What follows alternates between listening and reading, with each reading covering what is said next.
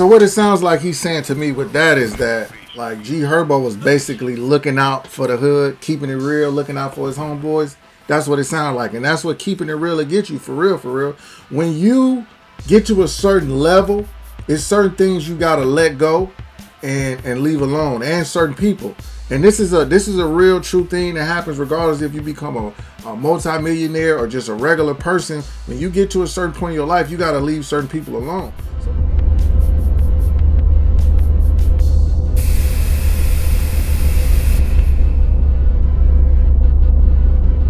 Yo, what's happening? It's your man OG Bo Beats TV. Coming here today, another special video. What's good? What's happening YouTube? It's your man OG Bo Beats, and I'm back with another video for you today. So today I got a quick video I wanted to do. Quite interesting. A lot of things can be addressed in these issues that probably need to be talked about. But today I wanted to do a reaction to my man JT. Pocket Watching with JT, Jason Thornton, Certified Financial Planner. He been giving us the latest and greatest content on, financial literacy. Let's just say that. He does a lot of great videos and a lot of good things, and he just, I won't want to say exposes, but he asks the questions about a lot of these social media influencers that push this finance type of vibe on the people, this finance culture, and he asks a lot of questions, being that he's a certified financial planner. So in this video here, I'm reacting to the video he recently did was about rapper G Herbo, right? Rapper G Herbo. So I'm gonna break that down, right? If you don't know, rapper G Herbo is from the city of Chicago, the east side of Chicago. He's around 27 years old. He came up in the early 2012s era with the drill music, alongside Chief Keef, Lil Durk, Lil Reese, a lot of those rappers in that era. He's one of those rappers, Lil Bibby and all of that. So he's made his way into official stardom. He signed a major record deal. He's put out a lot of major albums, mixtapes, and all of that. I personally am a fan of G Herbo.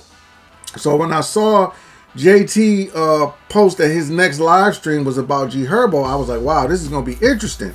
Now, the reason it was about G Herbo is because G Herbo recently was in the news, or back in the news, for a situation where himself and some of his homeboys, got an indictment or whatever for credit card scams, right?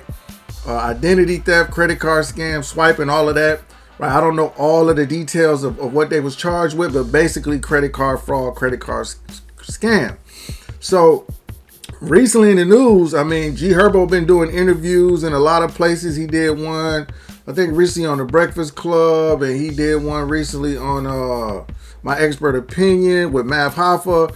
I don't know if he really addressed those issues on that, but he came out and basically let everybody know that in this situation that had already kind of hit the surface a few years ago, I think at least a year ago, that he was taking a plea deal and could possibly be facing up to 5 years in prison and then a fine of $150,000 or $250,000, something like that. So that's been in the news. He took the plea deal, basically accepting his part in this situation that happened. So JT did the video. I wasn't able to catch it on live last night, but I watched it this morning. Very interesting video.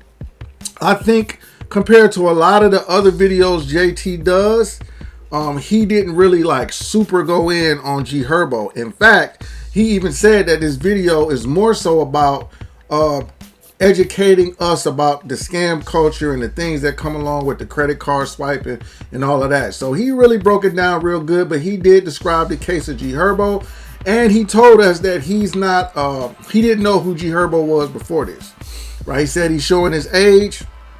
I say, JT, it ain't always age. Sometimes it's just your socialization and the things you know and you don't know, and it's all good. You know what I'm saying? Me, myself, I just happen to be a hip-hop person, from the late 80s until now. I just know what's going on. So I know G Herbo's music. I've seen him in a lot of interviews. To me, right, my overall thoughts of G Herbo is that although the stuff he raps about and talks about in his story is still, a hood story, it's gangs, it's violence, it's some of that stuff. He also, though, talks about problems dealing with mental health, PTSD, one of his biggest records. He talks about his post-traumatic stress disorder. So he does add a little bit of, different type of content to his music, and he gets applauded for that. So what I'm saying is he's just not as raw and vulgar and violent as some of the other artists that come out of the drill scene. Let's just say that, right?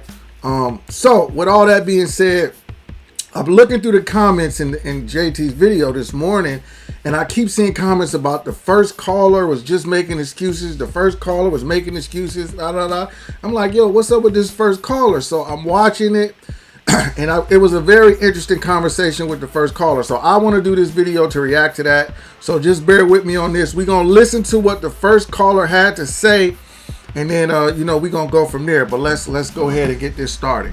Caller from the 773 area code. You are live on the air with Pocket Watching with JT. What's going on? Well, hey, first of all, JT, I'm a big fan of the show. It's so funny that this shit ended up in my backyard. But first of all, JT, man, I love all the work you do, brother. Appreciate you expose a lot of the culture vulture and the people that prey on the black community, bro. I want to be clear, though. I don't do this because I'm some great guy. I do it because I'm petty. All right, so as you can see, the person jumps on here, immediately give JT his props, say he rock with him. So it's all love. So at first I'm like, yo, what is he talking about? Because what are the comments talking about? Because this guy seemed like he coming off real sincere. But let's keep on listening. But look, let me put it in perspective. G Herbo. First of all, anybody who knows me, I'm DJL. You can Google me at the kid DJL. I am known for discovering Herb. Me and Herb have worked together. I've been his premier producer. I've literally discovered him in a little bit. That is my. So right out the back, right, when I heard that, I was like, wow, okay, this is gonna be interesting, because the person that's on the call, his name is DJ L, right, like the letter L, and he said he is one of G Herbo's premier producers. He said he discovered G Herbo and Lil Bibby, and if you know, G Herbo and Lil Bibby was like a tag team back in the day. So this person that's speaking really knows G Herbo personally. So I was thinking, yo, this is gonna be good. And then I kind of understood why the comments was already saying he's making excuses. Because let's be real, if you know somebody and you hear something about them and what's being said is not the character that you're gonna feel a certain type of way about it. But this guy was very professional, and he very, he kept it real. So it's a pretty good phone call that he had with JT. So let's listen in. It's funny, all this stuff is crazy watching this, because I watch you casually with my family, and we watch you get at J Wars and stuff. But I'm gonna just put it in perspective, man. I want to hear it. Let's hear it. Listen, Herb made some mistakes. That's the truth. I know all parties involved. Okay. Antonio T. Glow, I grew up with the kid. Now, before I get to that, I want to explain to you in an intellectual way what's going on. Okay. So he said he knows Antonio T. Glow. I didn't speak on that, but that person is really the main person involved in the scamming. It sounds like he was the one setting up the situations and the plays, and G Herbo was involved through him. That's what it sounds like. And as you can see, DJ L is gonna speak on that. So let's go. Years old in Chicago, we have a culture of scamming. It's not good. I'm not condoning it. It happens to me and my family. I grew up with people that's done it. I know, you laugh, but it's still like, I got you. Serious. Like, I got you. Like, I'm not even like, that's just what it is. Like, growing up from an early age, I remember 9, 10 years old, people card cracking and going on these websites and doing all this stuff. I'm not, and keep in mind, I'm not condoning this. I'm just explaining the culture. I got you. Of that. This is not absolving nobody for that. It's just that's what it is. Okay. It's like, I remember as vividly as a kid. All right, so right out the back, he pretty much goes in and said that Chicago. He's speaking specifically about Chicago and the streets and area he grew up in. He said that basically the scam culture is part of the culture. That's a crazy statement to make, but it's an honest statement, right? What he's saying is, growing up in a place like Chicago, people are looking for a way to come up and get some money. Whether it's scamming, robbing, stealing, selling drugs, criminal activity, working a job, if it's jobs available, things of that nature. But he's saying the scam culture has been there for a long time. And I think what he's trying to say, if you grow up in that culture, it's not even a scam to you. It's like second nature. That's just like, I know people that's been scamming since I was in high school, right? Whether they were stealing clothes, and selling you hot clothes, shoes, and all of that, fake clothes, fake purses, shoes, all of that's been going on. So I think that's what he's trying to get at, and he's trying to excuse Herb, and he admits that there's no excuse for what G Herbo got himself into, but that's just the culture he grew up around in. So let's go ahead and keep on listening. This kid gets hot at 15 years old. He got every major record label in the country trying to sign him a little bit. Mm-hmm. At the time, Antonio was rolling with Chief Keef. Okay. That's his crew. Now, granted, I get what you're saying, because I'm reading some of the comments, so I'll just speak to you. Herb did drop out of school, but he didn't drop out and just was out in the street. Mm-hmm. No, he had a private tutor. He was like Lil Bow Wow. That's just a fact. So he's not ignorant. He didn't finish traditional high school because he was a star. So he's saying that, but in truth, he had a private tutor, man. And the kid got his general education degree. I went to the University of Illinois. Mm-hmm. You know what I'm saying? I was going to get an electrical engineering degree. I left, came back, worked with the kids. So what I got from that little tidbit, right, when he said Herbo, although he did drop out of school, he did finish school. He got his GED. He was homeschooled and all of that.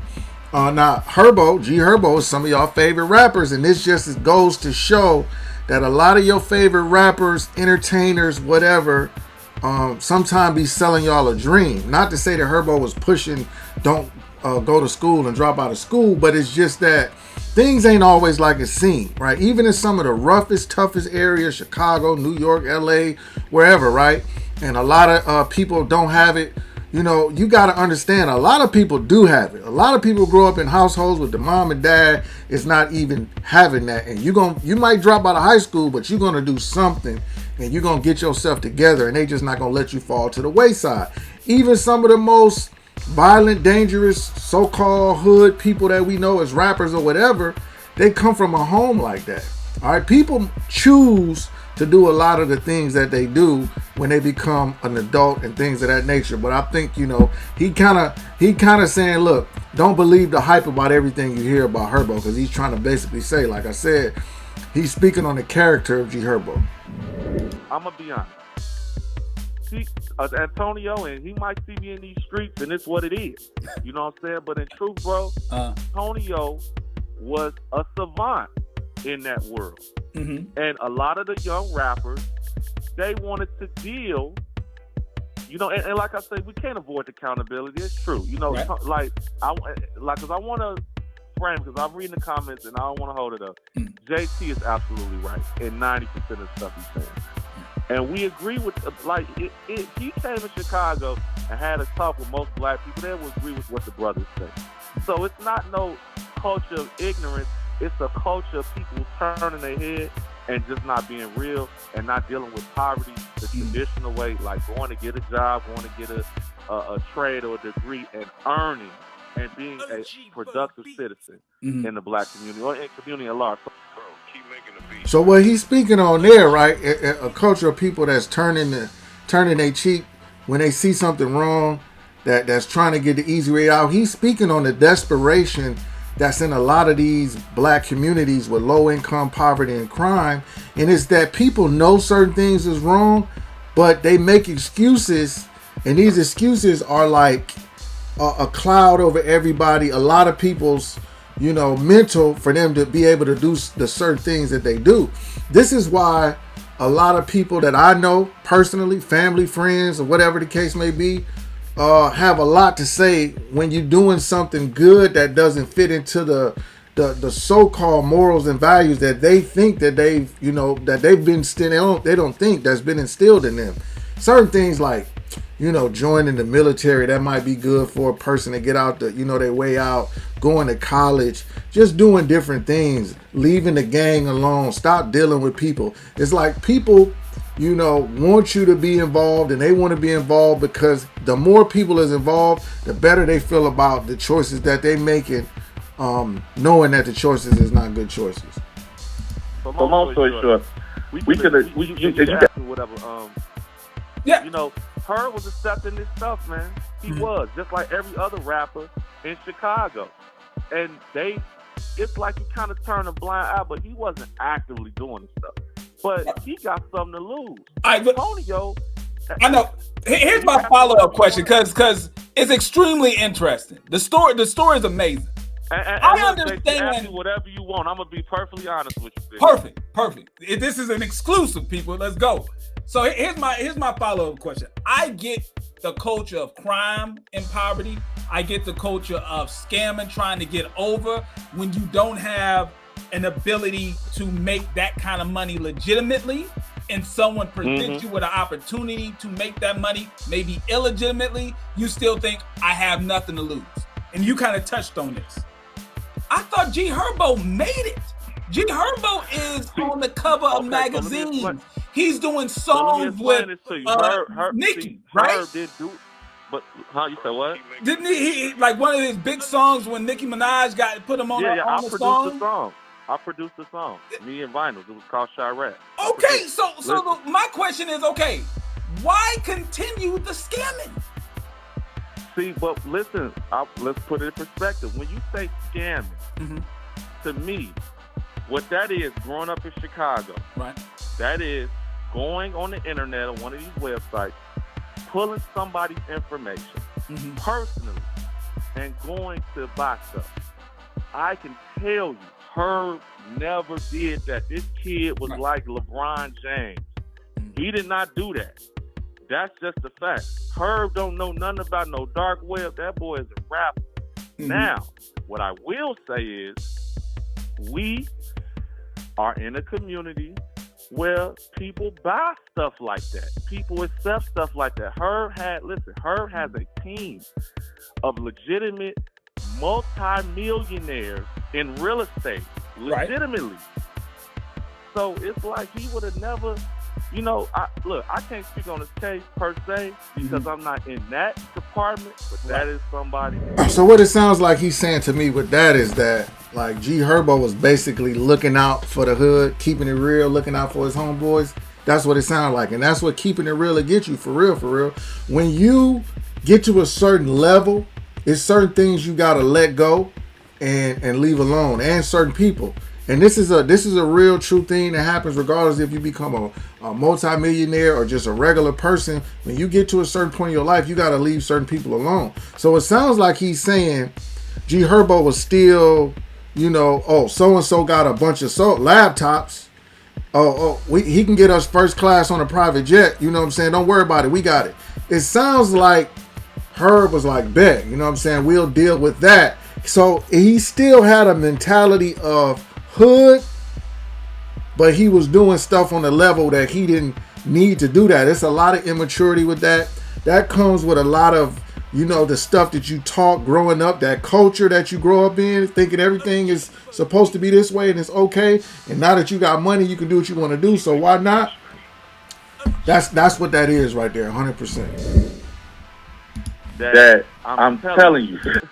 This kid Herb never went and scammed nobody's shit personally, never. Because it's like I believe that. Granted, like if you LeBron James, if you're taking, but look, what I'm saying is, whatever he pled guilty to, that's what he did. But I'm telling you, and that's just what it is. I know for a fact that kid didn't do that. No, and I think we're agreeing here. I do not believe in nowhere. Let's be real. Nowhere in this report does it say. Nowhere in this report does it say in the government documents. Nowhere does it say that that G Herbo actually committed the identity theft. Actually, nowhere in there. And let's but be he real, was aware that he was getting things from someone who was scamming. Yeah, so let me give you a quick example. I'm gonna be here for a minute because I got you on the phone. I'm gonna be here for a minute. So I ain't doing nothing. I'm eating popcorn. I'll be watching Chicago, watch any goddamn way. So let me give you an example. All right. Let's say you have a guy who early on in his life, he's not making a whole lot of money, right?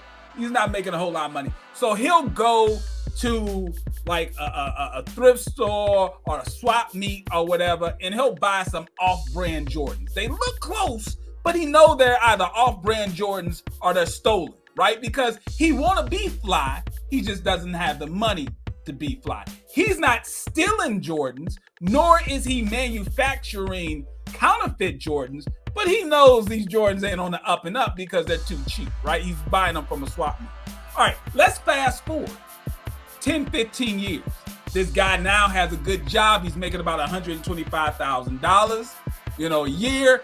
He can easily afford some authentic Jordans. But he buys them from someone in a street corner somewhere in the back of a trunk for about $45.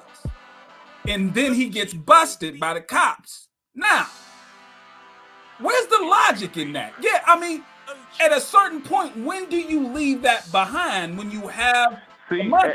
And I agree with you 100%, but... So JT just broke it down, you know what I'm saying, in a style everybody could understand. And I'm going to tell you something. He's 100% right, because right now, well, I know at least you used to. I ain't been in Atlanta in a while, but, if you're from Atlanta, the Discount Mall right by Greenbrier and other places in Atlanta, too, for that matter. You can go in there. You can get so much counterfeit stuff, clothes, belts, shoes, cologne, like used to be the bootleg CDs back in the day.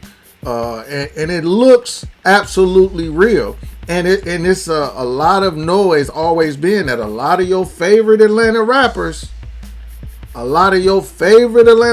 get their stuff from the Discount Mall. So he's absolutely right.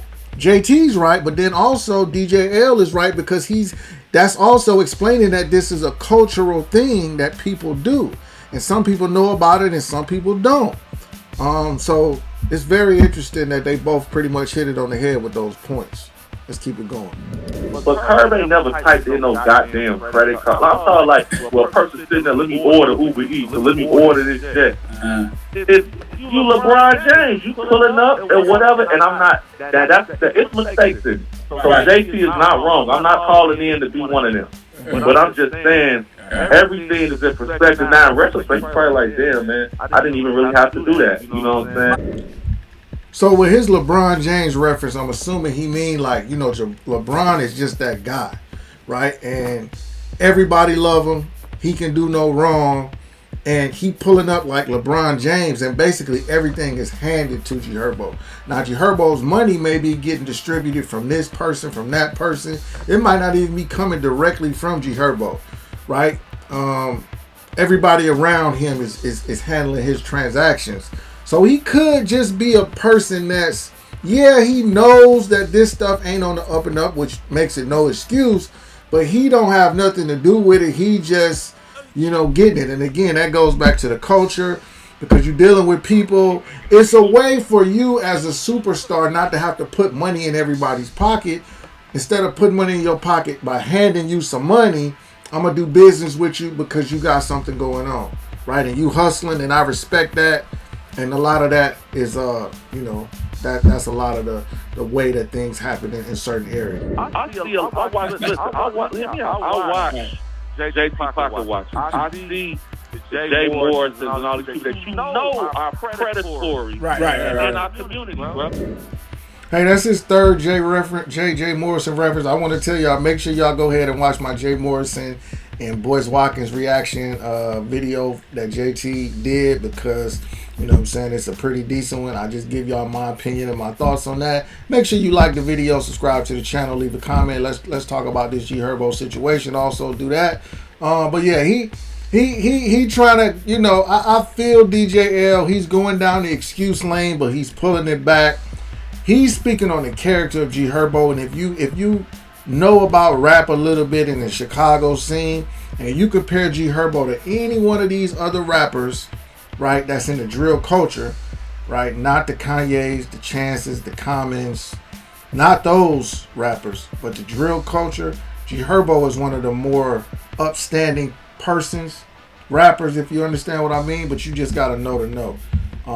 But yeah, let's keep watching. Like to me, this is fumbling a bag that did not need to be fumbled, right? Yeah, and you're right. We do have a fake it till you make it complex in the black community.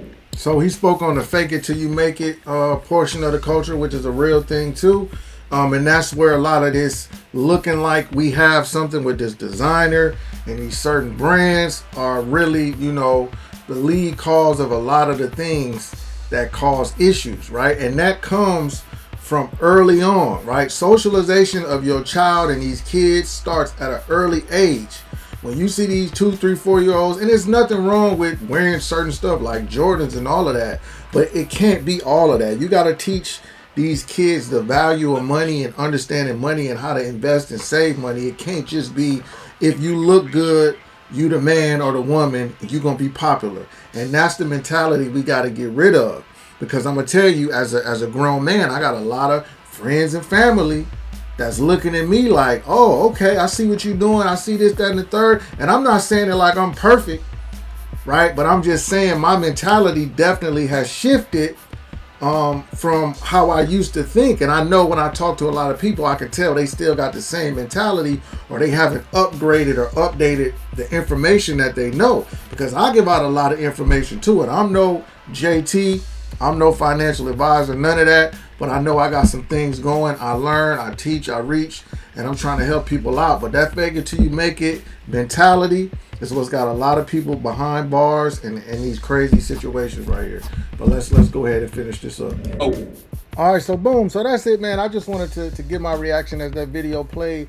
The bottom line is, man, I rock with G Herbo and all of that. What he did was wrong, and he gonna face the consequences for it. It is what it is. But all of this starts at the beginning. It starts in our neighborhoods, in the communities. We got us. This is a financial literacy 101. If I don't know what it is, right? It's telling you that we got to start to learn, right? Instead of teaching kids about scam and how to get over, we need to be teaching our children about investing, saving, starting businesses, and doing things of that nature. Right, and doing it the right way, and then you won't have to do this. Like I be thinking, like, man, if somebody had told me at 10, 11, 12, and I just had that in my head that any money I get, I gotta put 30% of it up. Right, every $10 I get, I gotta put 3 up or something like that. You know what I'm saying? I would have so much more, you know, money, but just not the money, just the overall lifestyle of mine to be better. It's a lot of myths and things we got in the hood, and I'm not even gonna get into all of that right now. I'm talking about credit. I remember growing up being told, don't ever get a credit card, don't ever get a car note. Just a lot of wild stuff, man. It just made no sense as I became an adult and I started being around other people and other circles and learning and understanding finance. Nobody talked about investing, especially with the stock market and stuff like that.